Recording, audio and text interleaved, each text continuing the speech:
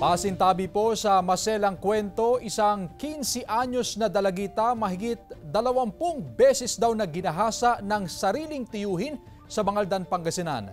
Naka-alerto si Russell Simorio. Exclusive! Galit at trauma ang nararamdaman ng 15 anyos na dalagita na si Maricar, di tunay na pangalan, mula Barangay Malabago, Bangaldan, Pangasinan. Sumbong ni Maricar sa pulisya, paulit-ulit siyang ginahasa ng sarili niyang tiyuhin na edad 52.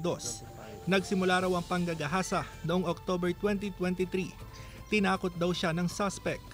Kwento ng biktima, sa pilitan siyang dinadala ng suspect sa madilim na damuhan sa Barangay Alitaya, kung saan nangyayari ang panggagahasa.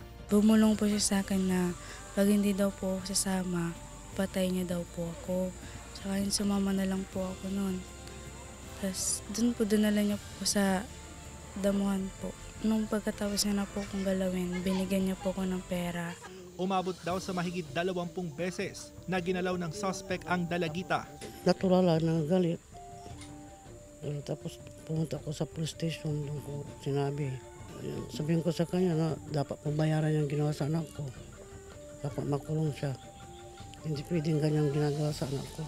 Kasi dito niya. Itinanggi ng suspect ang mga paratang laban sa kanya. Matagal na raw niyang karelasyon ng biktima. Ang relasyon namin dalawa, since October pa. Nung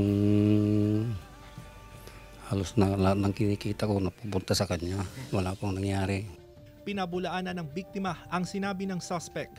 Nakatakdang isailalim sa medico-legal ang biktima bago ang posibleng pagsasampa ng kaso laban sa suspect. Yung sa medical, malaking tulong yon para i-prove na yung bata ay na-rape. In medical terms talaga, meron talaga yon. Kasama si Daryl Peralta, Russell Simorio, One North Central Luzon.